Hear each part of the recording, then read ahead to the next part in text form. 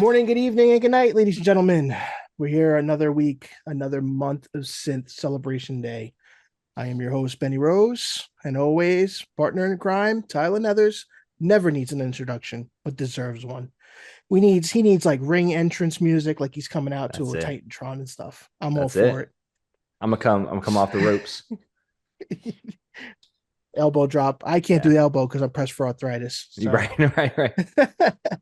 but we are here with one of the most important guests that we've had on the show for a lot of reasons.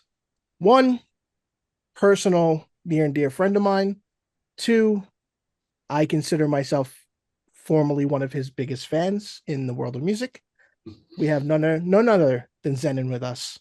Xennon, my brother, thank Hi. you so much for being here.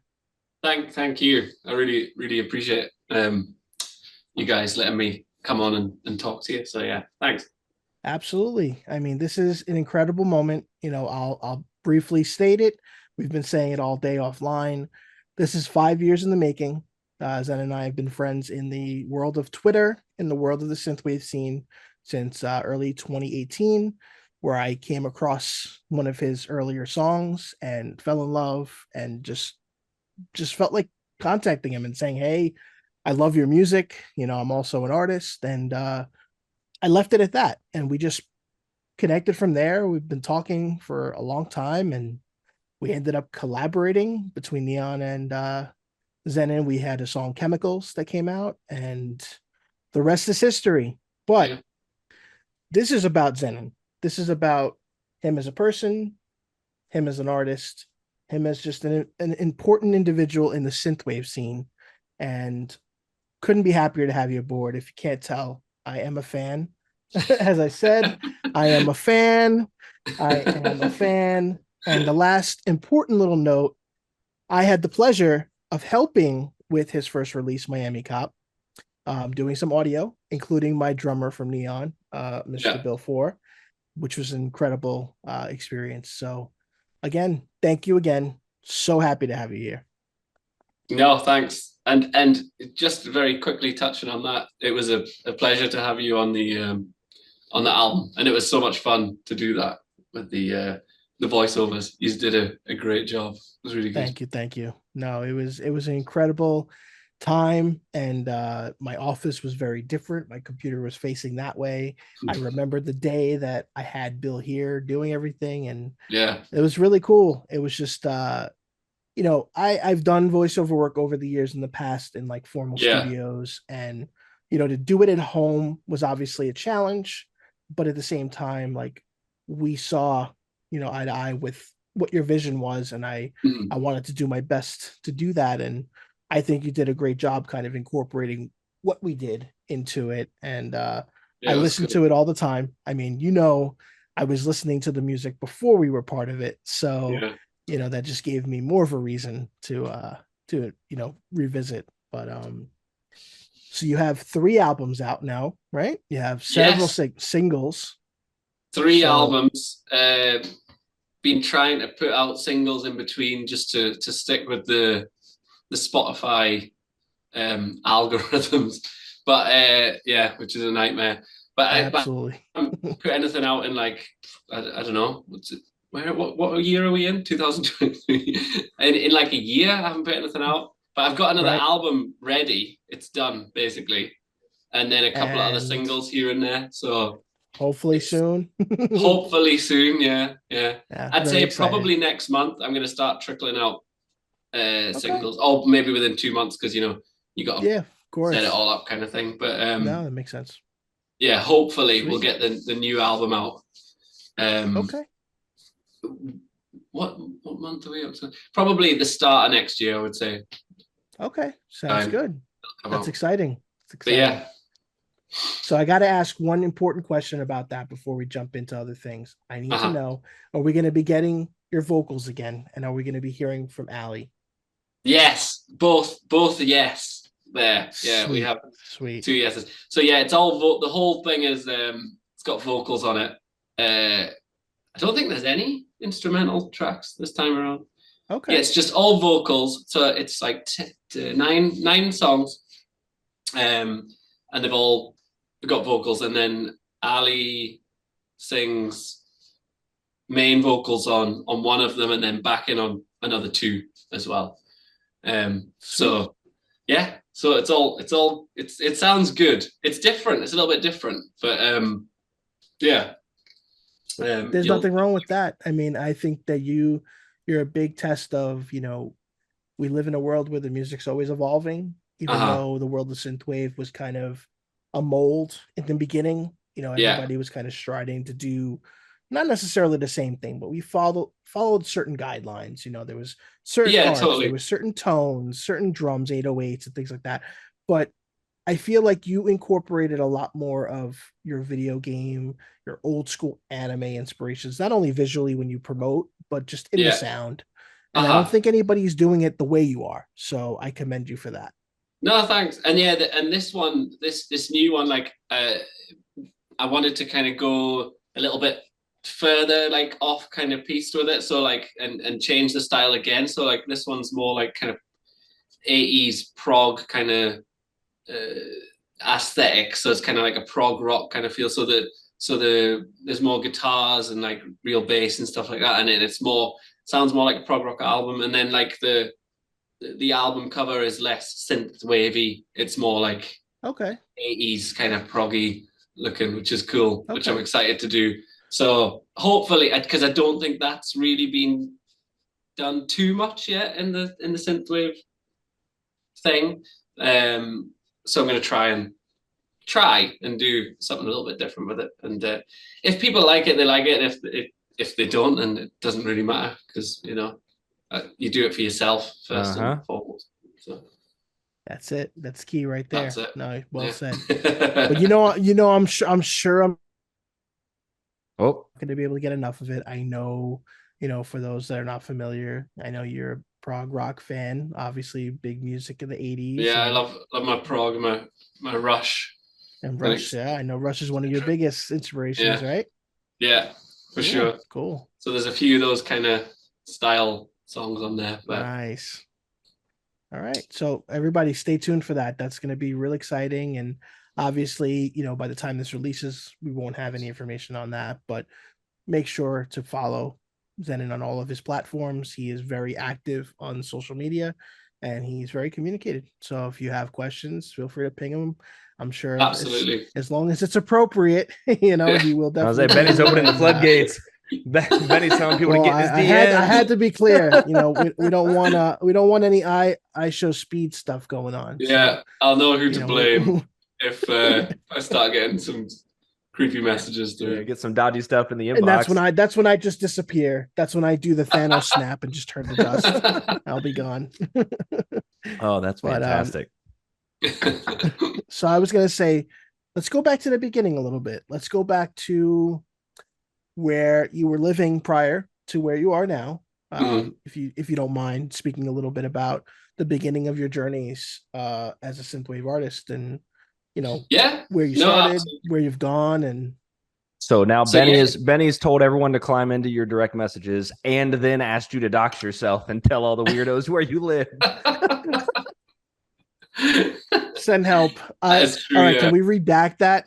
Well, we don't have to talk about locations. It's okay. We can go in place. He's in another. Go into some locations, but yeah. So it started.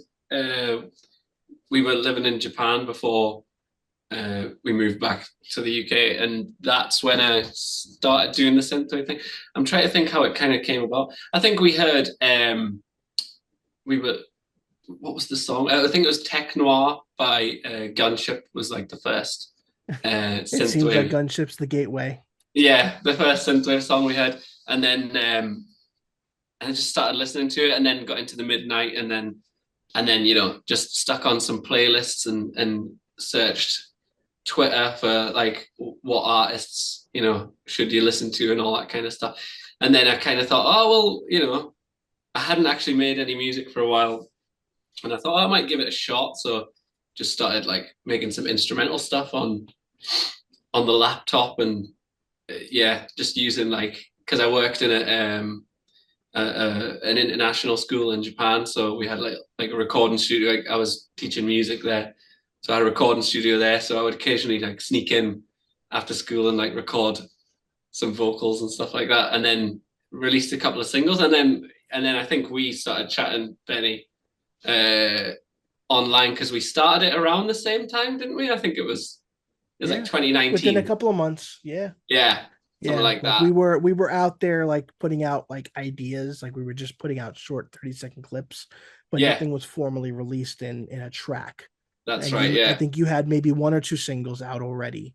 Yeah, I think so. Yeah, I think I did like a random single, and then I brought one out that was eventually going to be on the album, and then I had the idea for the album, Miami Cop, which is the one that that Benny featured his lovely voice on, and his friends. So yeah, that was really cool. Which it kind of came up with the concept. Like I always wanted to do like a concept album, like make it almost like a movie. So it was like a cyberpunk cop thriller adventure type thing, crime.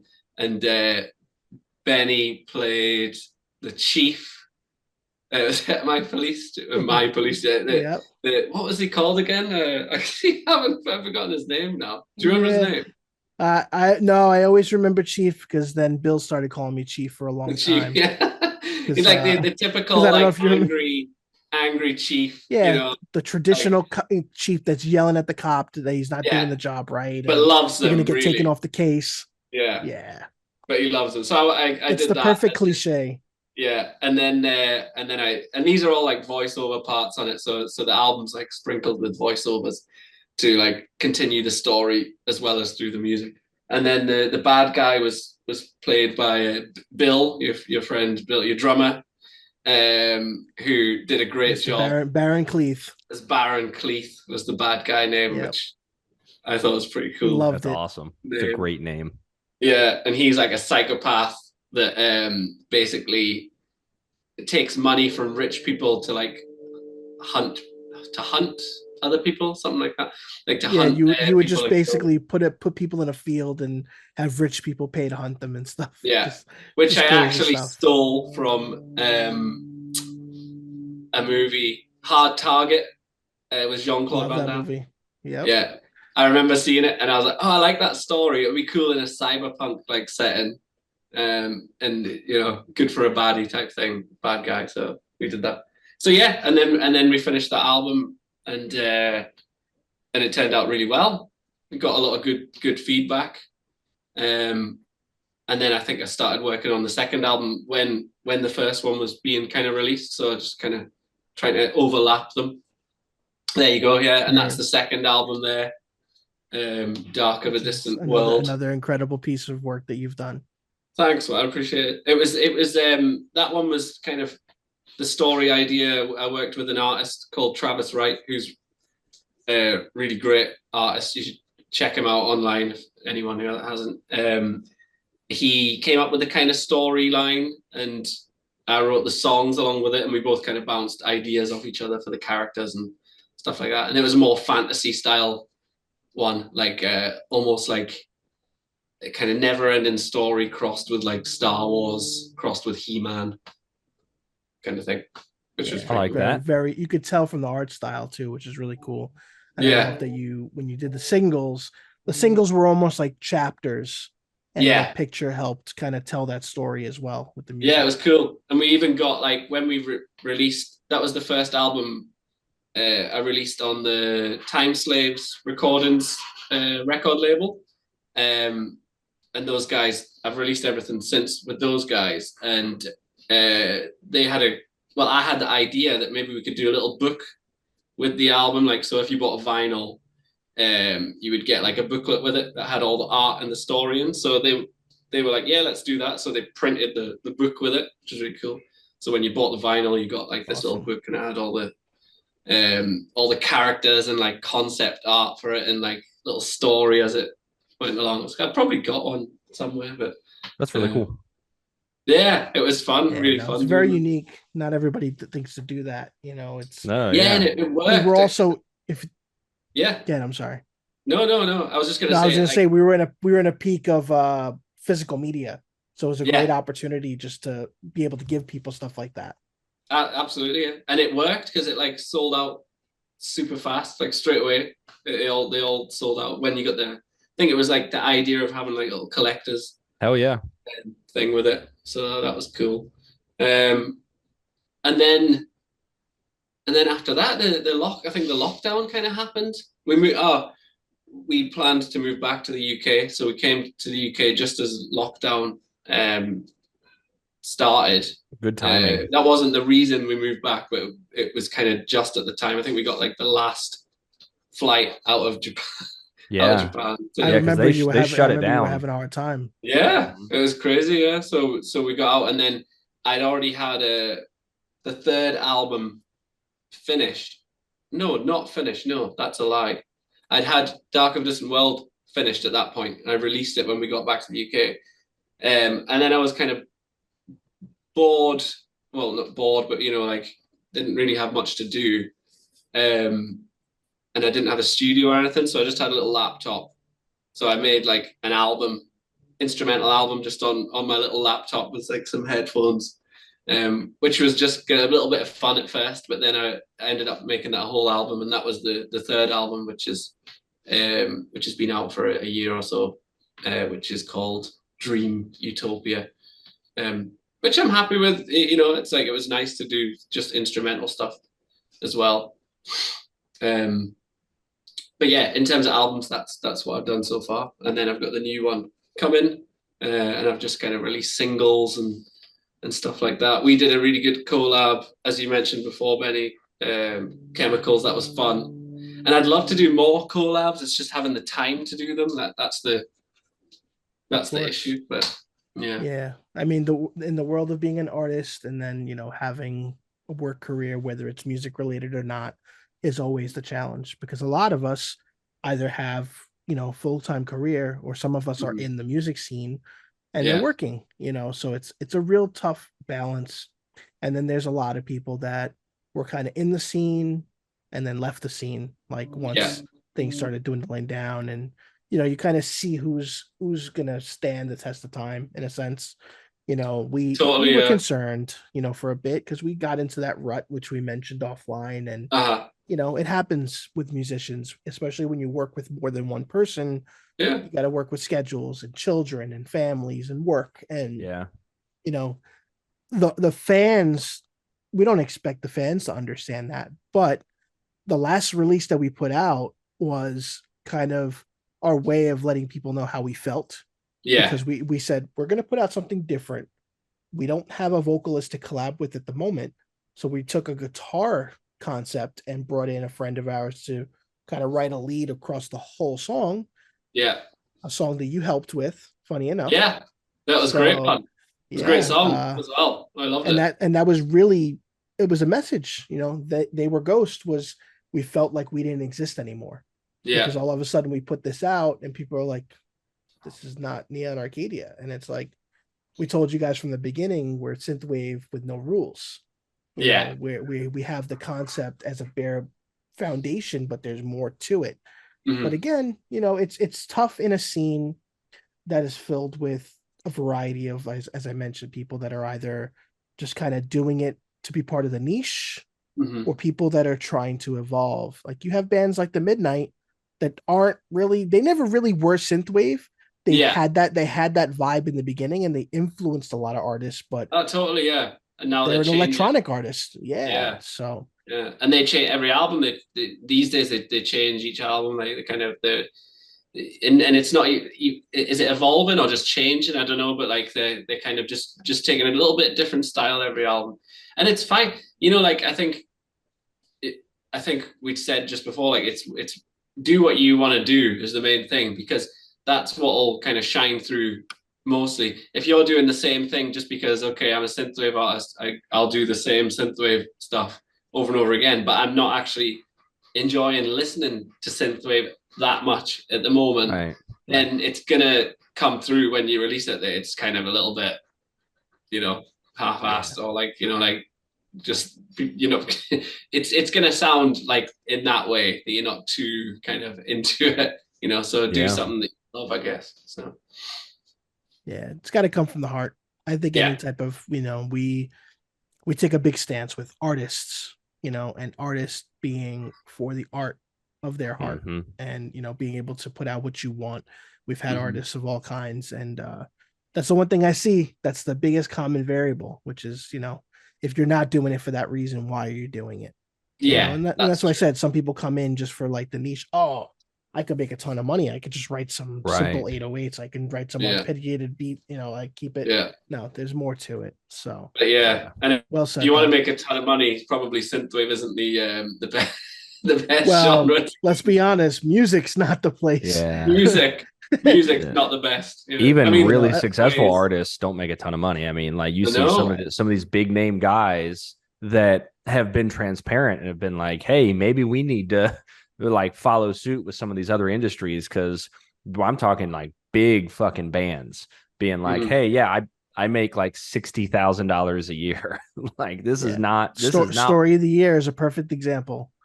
Those guys have talked about having to get regular jobs after everything, and people. Oh, really? They had to get jobs.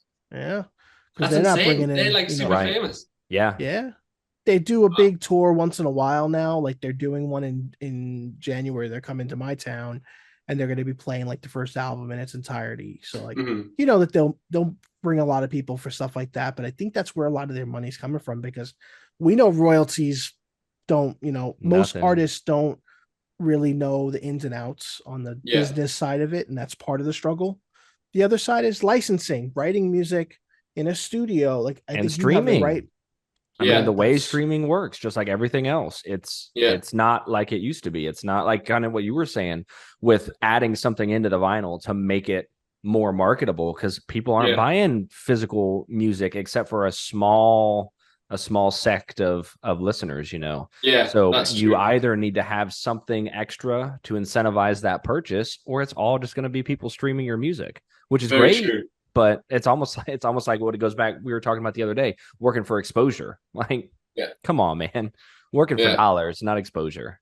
And that's what it feels like with the streaming thing. It's like, with the 0.0003 cents or whatever it is per stream, it kind of feels a little bit pointless. But so you have to kind of think of different ways. Like I think Bandcamp is like a great thing, but there's just not enough people on it buying stuff because it's difficult to promote that, because you're basically saying to someone, buy this, but it's still going to be, it's not you can't touch it. It's not a physical thing. Right. So why not just go on Spotify and listen to it like that? Exactly. Yes, it helps the artist, and yes, the quality is completely uncompressed.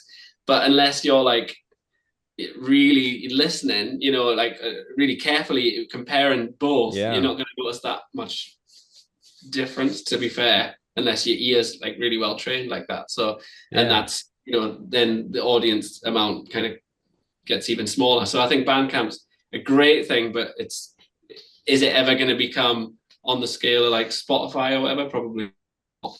But, no, because of the payment. I mean, it's just, and so many people, you think 99% of people don't relate those two things. They're like, oh, well, I'm streaming it on Spotify, so you must be getting paid.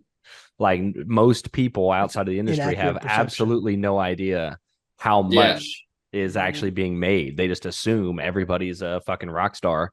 They're like, yeah, no, your music's on Spotify. You must have $100,000. It's fine. Yeah. So exactly. you mean $10? Yeah. $10 for all the streams in the last 5 years. Yeah. And it's like, even if you do get like quite a lot of streams every month, it's really, unless you're completely independent, not with a record label who's taking any cuts from it. If you're completely independent and you're getting like, I don't know, you need like a good couple of million streams a month, to be really earning like that kind of monthly wage it could pay for your life, I guess. Which is just a couple of million streams a month. You're looking at big artists, I guess. But most of those big artists are with a record label, and so they maybe get, I don't know, when everything's said and done, 5% of that. I don't know, maybe less. Insane. So even those guys are getting kind of screwed over in that sense. Pulling a fork and knife out, and they're cutting the penny into pieces. Yeah. It's no joke though, man. It really is. Yeah. So much of that money is retained, as in everything that we talk about. So much of that Yeah. money is retained at the top and doesn't make its way to the people actually making the stuff. So yeah, it's a shame. Yeah, I mean, you never know; it might change, but it's the music. I guess the music industry's always been cut through. And like before, we had streaming. There was the only way to get your stuff out there was to make CDs or whatever it was at the time and sell them at gigs. yeah. So again, unless you're a really established artist, you're not going to be making much money that way either. Back in the day, so it's just the same, but on like a bigger scale, I guess. Like, that was always my favorite thing. I used to go to all kinds of like festivals and shows and stuff back in the early 2000s. The 2005, 2006. And I would go around and listen to all the bands. And as soon as I was done, if I was like, yeah, that was good, I'd find their table, buy a CD. Boom. Yeah, same. Done. I loved Easy. I'd walk out with a backpack full of CDs. But I mean, even now, that's really not how it is. Like, yes, you can get a CD sometimes. It's usually shirts because that's what they're making the money. Yeah, that's true. But I do miss the CD. I miss buying the CD from the stand, like especially when it's a band that you'd never heard of or whatever. Yeah, a smaller band, and it's like the members of the band are the ones there selling you the CDs. They're like, hey, come see the merch table after our set because we didn't hire somebody to run it. We are gonna run our table here in a minute, and you could always chat with them. You could bullshit and you could hang out and learn and all that. I went to a Gemini Syndrome show. They're a smaller rock metal kind of band. And one of their very, very first shows was in this little tiny bar in Ohio. And after the show, they were running their merch table, and I went and bought a bunch of merch. And they were like, "Oh yeah, no, that's awesome." And I was talking to him, and the lead singer was Aaron. He was like, "Hey man, do you want to go get a beer?" I was like, "Yes, yes, I do want to do that." So we went and sat at the bar and got pretty shitty and had a good time hanging out, talking about music. But again, you really don't get so much of that anymore. It's hard. True. Yeah, that's different world. And I'm pretty sure you used to play gigs in the past and stuff too, so that concept and that mindset, and being a traditional musician, as I say, because the synthwave scene brought in a lot of people that don't play instruments, and that's okay. It's not it's more of, hey, I'm gonna grab a keyboard, I'm gonna kind of sequence stuff. Totally different skill set, totally different side of things. I can't sequence drums. I need a drum set. I need to physically play, or I get Bill to do it. It's like it's one of those things. But I remember playing shows and sitting at my table and humbly thanking anybody that bought anything, or even looked at it. Hey, you took a minute to come by. Something interested your eye. Awesome. It's a nice feeling, wasn't it? Yeah. Like we used to play a lot of I was in a lot of punk bands and rock bands and stuff like that. And that was the thing, like sitting at your little merch table afterwards and like you were saying, Tyler, like just chatting to people who said they'd come and they've enjoyed the set. And they might say, "Oh, I can't afford your CD, but you were really good." Yeah. Like, "Oh, that's fine." And I'd be the sucker to give it to them. That's you can have one. That's Benny. All day. And then the band's like, "What the hell are you doing?" Yeah. Have another fan. Maybe they'll buy something later. That's my hope. Yeah. Cautiously optimistic. That's you. That's true. But no, that's awesome. So I mean, again, it's the reality of being a musician, but we do it for the love, and that's the most important thing. But true. We have been talking about Spotify. Let's talk about how you came into the scene. You changed everything for a lot of musicians back in 2019, 2020, if you remember. Yeah. With your own playlist that you created. Can you tell us a bit about that? Yeah. So it was kind of lucky. It was a little bit of luck, really. Because I think there was a few people doing it before, like a few people were making playlists on Spotify and doing like the whole I guess synthwave playlist. I think like Night Ride had one. I think Jules. What was his name at the time? The guy that used to write really bad reviews for all the bands. That Iron Skullet. Yeah. Oh yes. That he was like a guy who's like prolific for writing really like He was like the what's that terrible about that. music review website that everyone Pitchfork. He was basically like the Pitchfork of synthwave, where you just Is he that douchebag that came in? Remember when we made a Neon Arcadia Discord and we got like 100 people in there, and there was that one fucking nutsack that was in there just being a dick to everybody for just no fucking reason. I think that is him. That name sounds familiar, and we had to ban him because he was just in there just harassing people and then being like, oh, well, you know, fair use critic or something. I was like, shut the fuck up, man. Fair use nothing. This is my Discord. Yeah, he was. Yeah. I mean, I only communicated with him a couple of times, but I just always remember he always used to write really terrible, kind of unwarranted reviews. I mean, some of them I kind of agreed with, but I just think like some of them were kind of nasty. He was very, very critical, very harsh. And some of them were just like for effect, you know, like I feel like it was like, oh, he was stirring the pot, and it was clickbait. A lot of clickbait, like a lot of clickbait. That's what he was doing. I mean, that's what that guy was doing in the Discord. Now that I'm thinking about it, I don't think that was him. No, because that guy moved on to Xennon. You know the label. I forget the name of the label. It's the one that Fixed. Yeah. So he works for them. So on a formal level. Yes, he does. Yeah, he works for them. I think he does like a talent scouting or something like that. Yeah, the guy that you're talking about was somebody that we dealt with. I'm pretty sure, I don't remember his name, but remember there was like one guy on Twitter back in the day that would just like get everybody like saying inappropriate stuff and, you know, very transphobic, very just whatever, everything that you could possibly be to offend people. It was this guy, and then he ended up in our Discord, and oh really? It was the same. See, I wouldn't know because there's been a few now, isn't there? I know. I try to stay out of there's that always nonsense. Like drama, but to be honest, like I don't like the stuff they say, but I do enjoy sitting back and watching some of the drama unfold. It sounds really bad, but no, yes, the Michael Jackson. You know, you just kind of let it happen, and it's tough. It's tough because you know, sometimes you want to jump in, but it's always best to stay.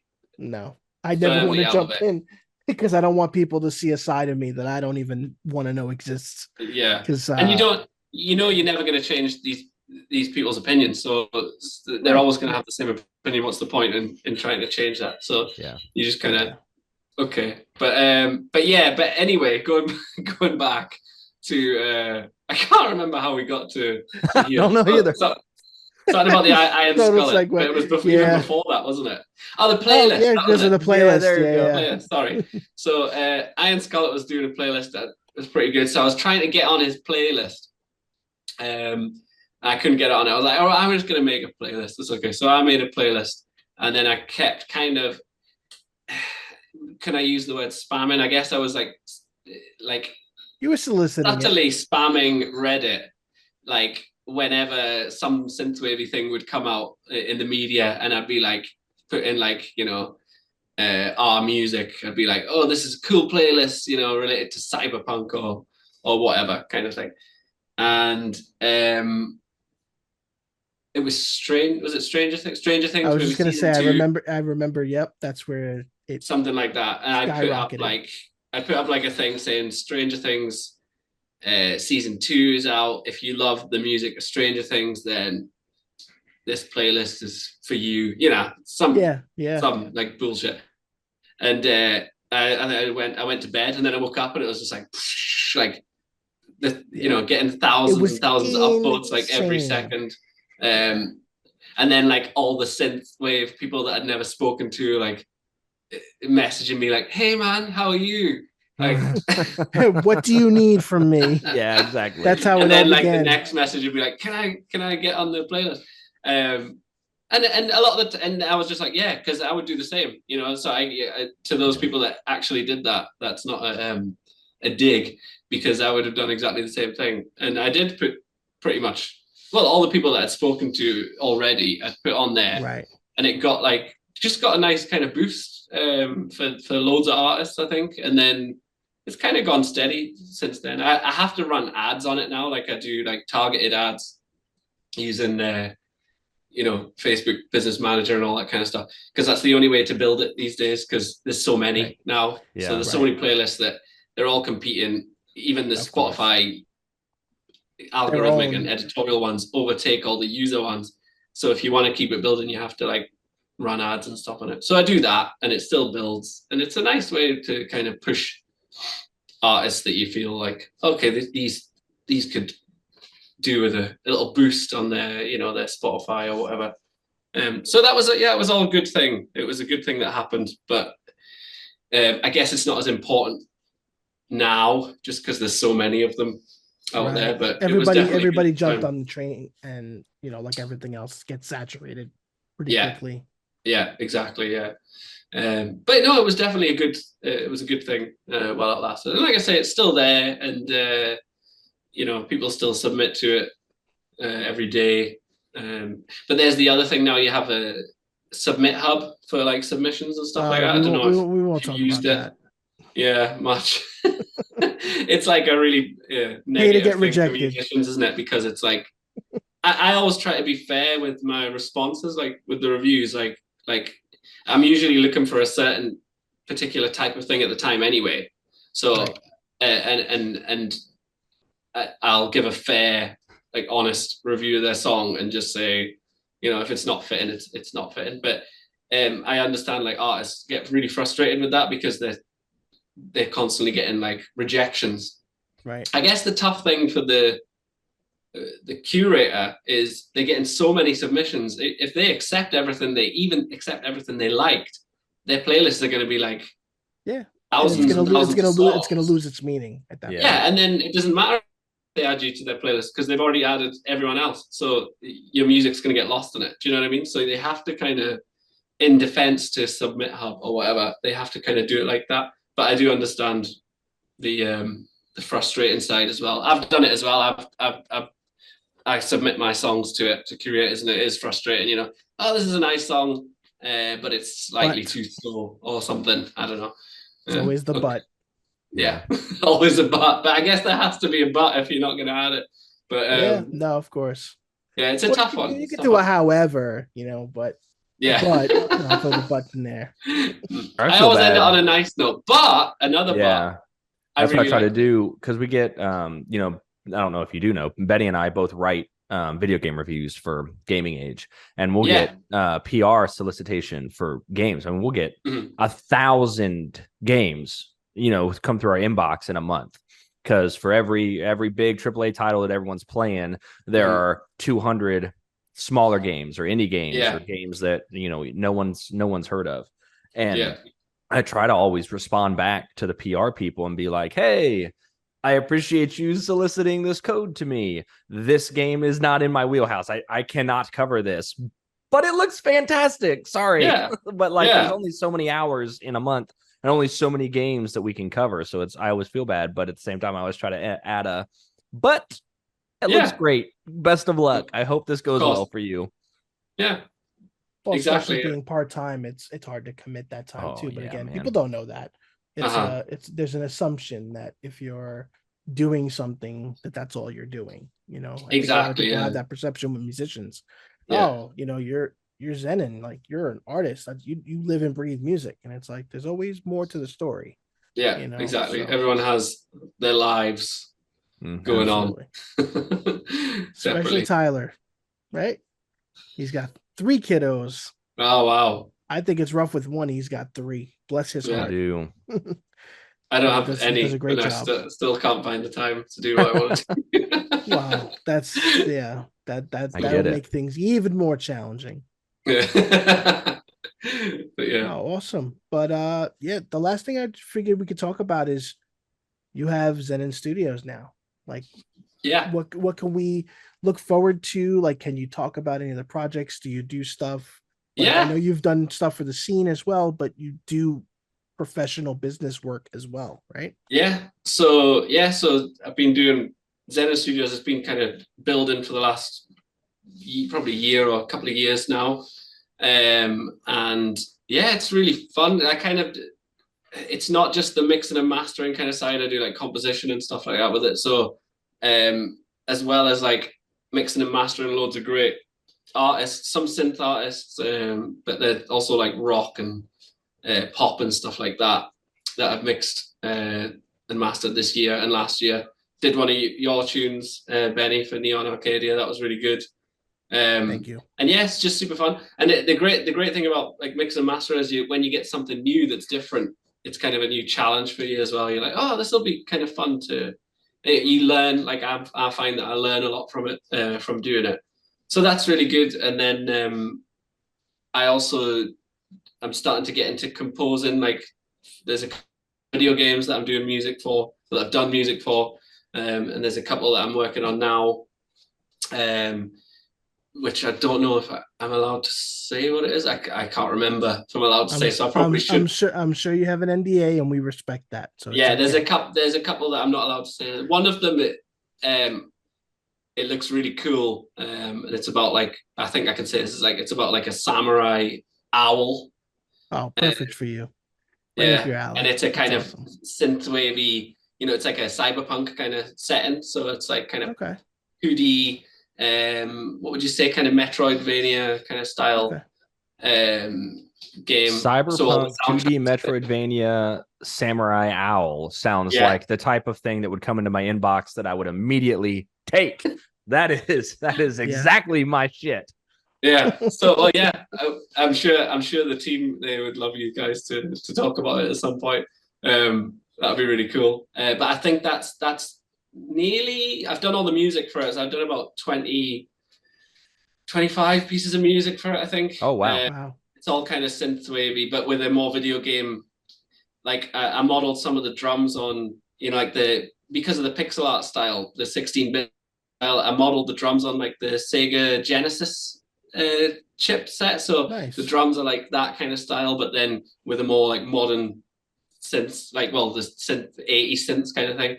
So it sounds pretty cool. So I'm working on that, and then I've done a couple of like more orchestral kind of pieces, and I've doing some stuff for TV and film as well now. So that's good.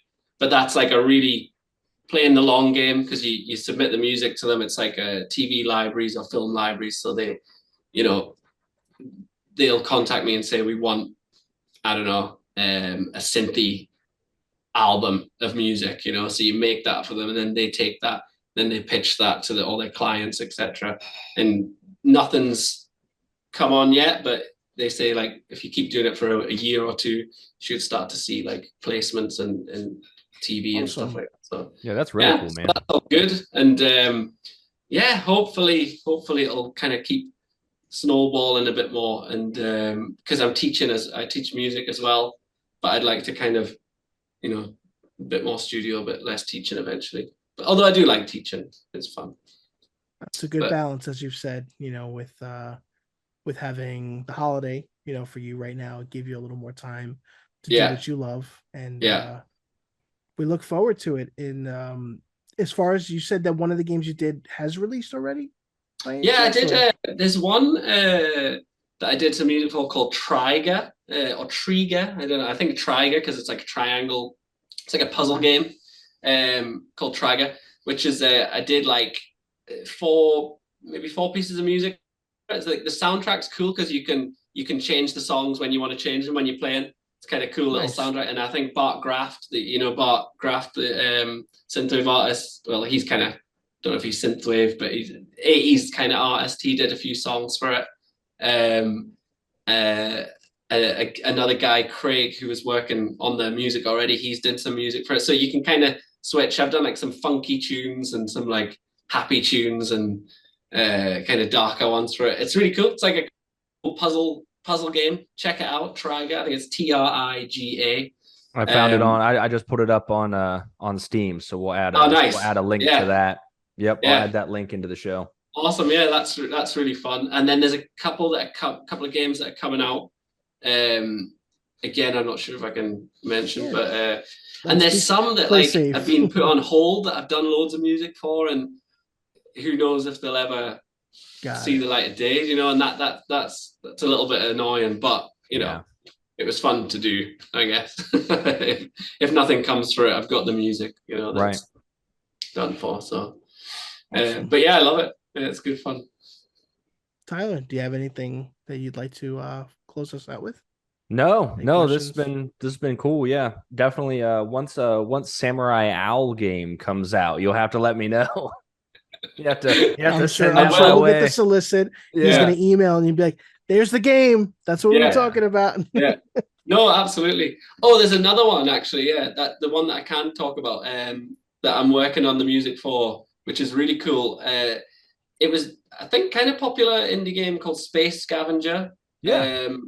So I'm doing all the music for Space Scavenger 2, because the first one he used a lot of Nice. like kind of stock music, and Mm-hmm. he contacted me just out of the blue. Actually, the developer is a super nice guy, and he just said like, "Do you want to do the music for Space Scavenger 2?"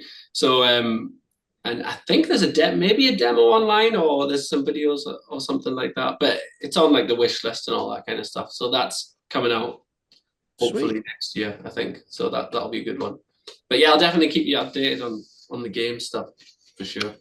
Thank Oh you. yeah. Yeah, and as we said, what we do at the end of the show when the show's published, we're going to link all contacts to you.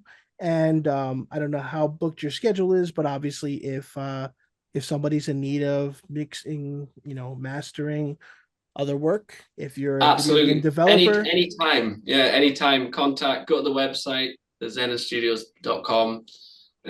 Just drop us a message and I'll answer you. Yeah. yep. Great. Yeah. As much As a work as client, I possible can't is I good can't for me. I can't speak highly enough. Highly recommended.